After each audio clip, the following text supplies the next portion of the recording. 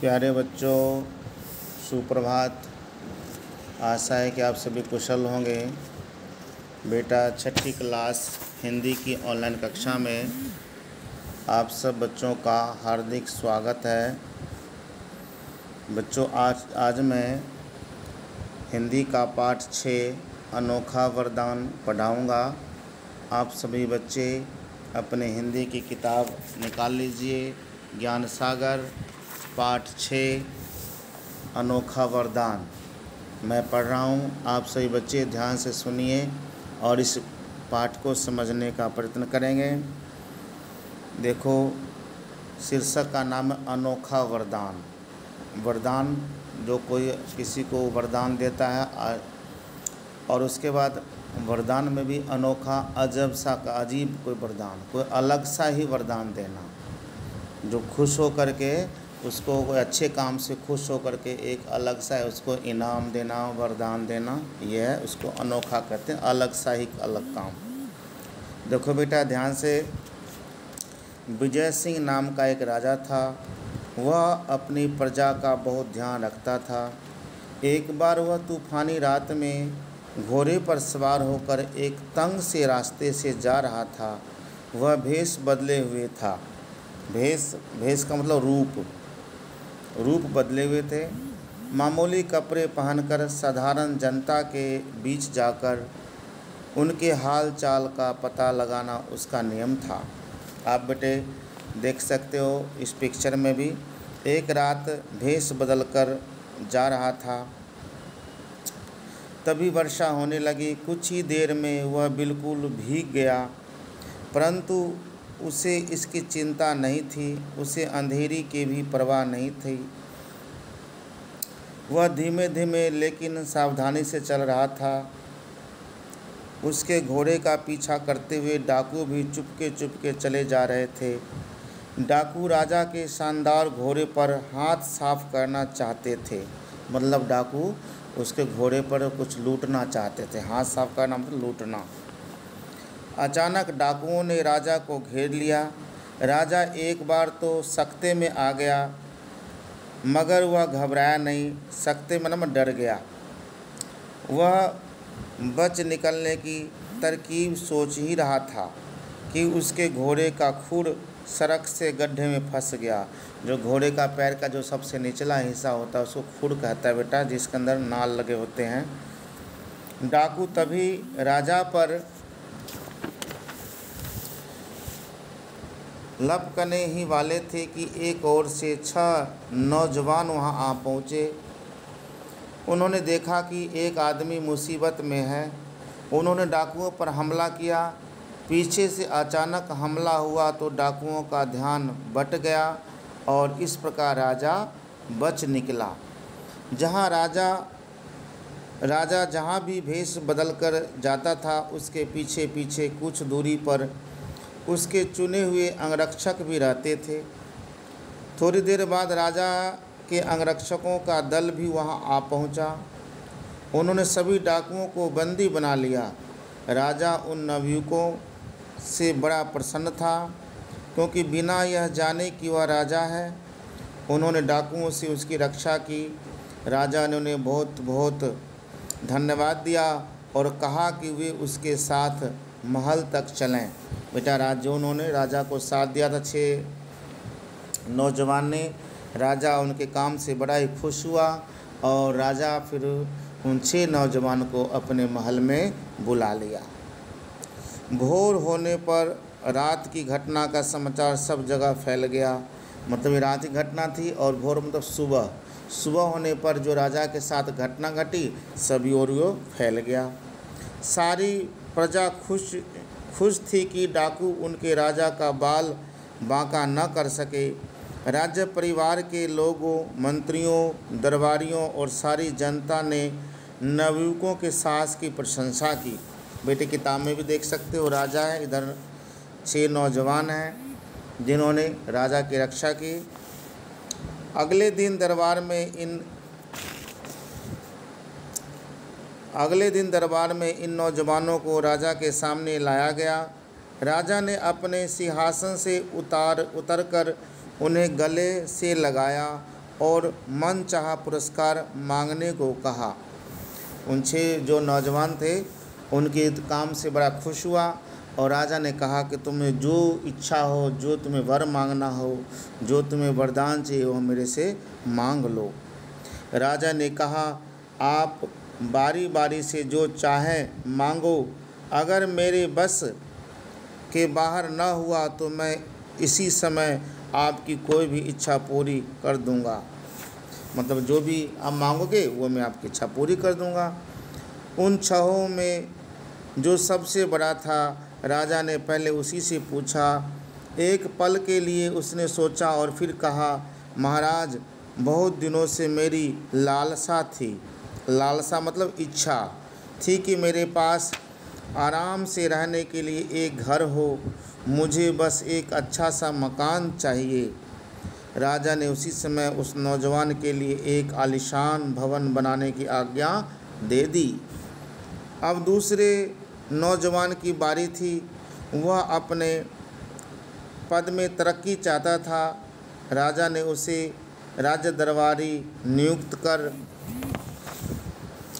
कर दिया और उसी तरह उसकी इच्छा पूरी की। तीसरे नवयुवक ने कहा, सरकार, मेरे गांव के लोग हर सप्ताह नगर में सब्जी तरकारी बेचने जाते हैं।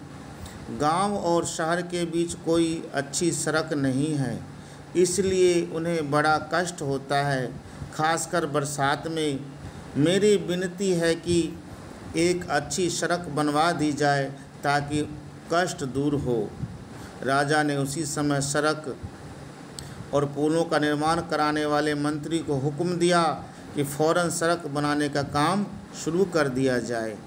जब चौथे नौजवान से उसकी इच्छा पूछी गई तो वह शर्माते हुए बोला, महाराज, आप मेरे पिता समान हैं। मैं एक सुंदर पत्नी चाहता हूँ।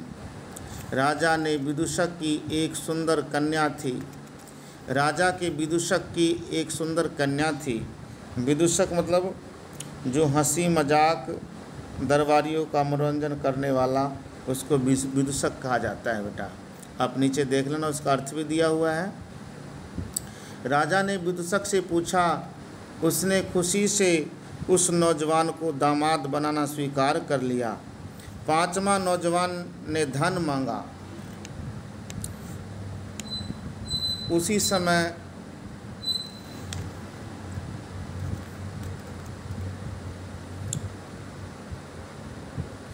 समय बोरों में सोना भरकर उसे दे दिया गया। अब 6ठे की बारी थी। उसने कहा, महाराज, मेरी बस यही इच्छा है कि जब तक मैं और आप जीवित रहें, वर्ष में एक दिन आप मेरे यहाँ अतिथि बनकर आएं। इस अनोखी इच्छा को सुनकर सब हैरान रह गए। कहा, कितना अच्छा। 6ठे नौजवान ने कहा, देखो दोबारा सुनो बेटा, कि कहा, महाराज, मेरी बस यही इच्छा है कि जब तक मैं और आप जीवित रहें, वर्ष में एक दिन आप मेरे यहाँ अतिथि बनकर आएँ। अतिथि मतलब मेहमान बनकर आएँ।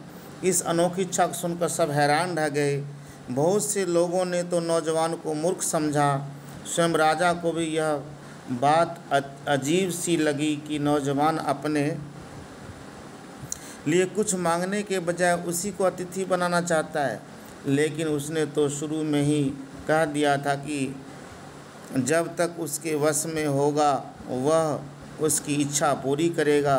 बस फिर क्या था, वश में एक दिन और एक रात उसने उस नवयुवक का अतिथि बनना स्वीकार कर लिया। देखो बेटा आगे पैराग्राफ में देखना। अब राज्य सरकार के विभिन्न विभागों की जिम्मेदारी हो गई कि राजा जब नौजवान के घर जाए तो उसके दौरे का ठीक प्रबंध हो, न राजा को किसी प्रकार का कष्ट हो और न उसके सेवकों को और न घोड़ों को।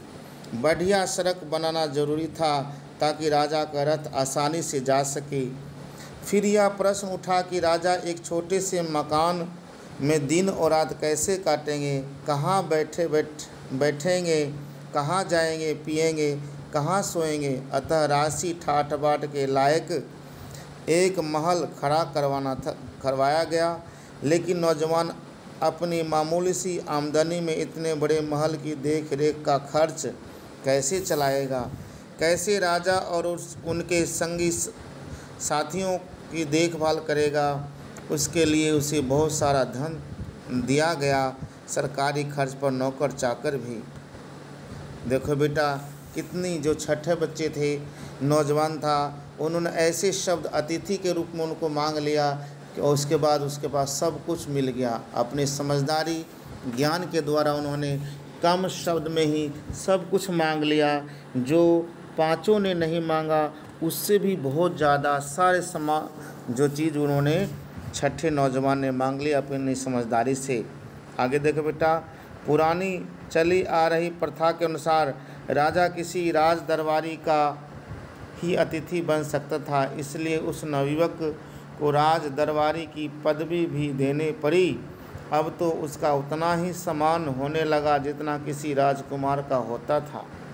अभी एक और बात बाकी थी, जिस घर में राजा अतिथि बनकर ठहरेगा उसकी गृहिणी को राजा के मिजाज और पसंद का पता होना चाहिए। इस बात की जानकारी राजकुमारी से अधिक और किसे हो सकती थी। शीघ्र ही नवयुवक से राजकुमारी के विवाह की तैयारी की जाने लगी। इस तरह केवल एक वरदान मांगकर उस चतुर नौजवान ने वह सब कुछ एक साथ पा लिया जो पांचों ने अलग अलग मांगा था।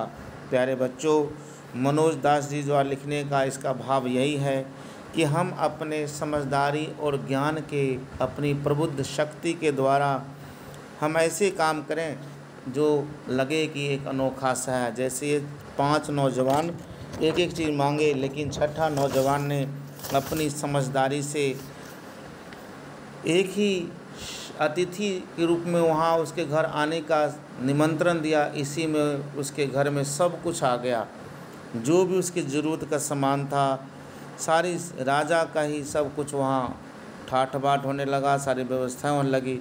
इसलिए कहा गया है कि बच्चों, इस पाठ से हमें यही सीखना चाहिए कि हम कोई भी समाज के अंदर काम करें, समझदारी से, सूझबूझ से किसी से बात करें तो बहुत ही लगे कि समझदार बच्चे हैं। इसलिए प्यारे बच्चों, जो शब्द होता है वो बड़े ही सोच समझ के बोलना चाहिए।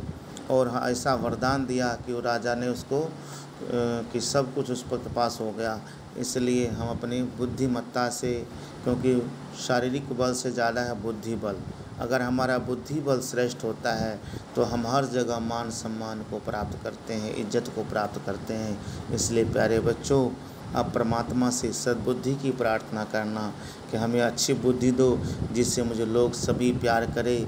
हम अपने मुख से किसी को बुरा न करें, हाथों से बुरा न करें, किसी के प्रति हम अपने आप को सहयोग करें, ये भावनाएं होने चाहिए। तो प्यारे बच्चों, आप सभी ने इस वीडियो को ध्यान से देखना, समझना और पाठ को समझने का प्रयत्न करना। धन्यवाद।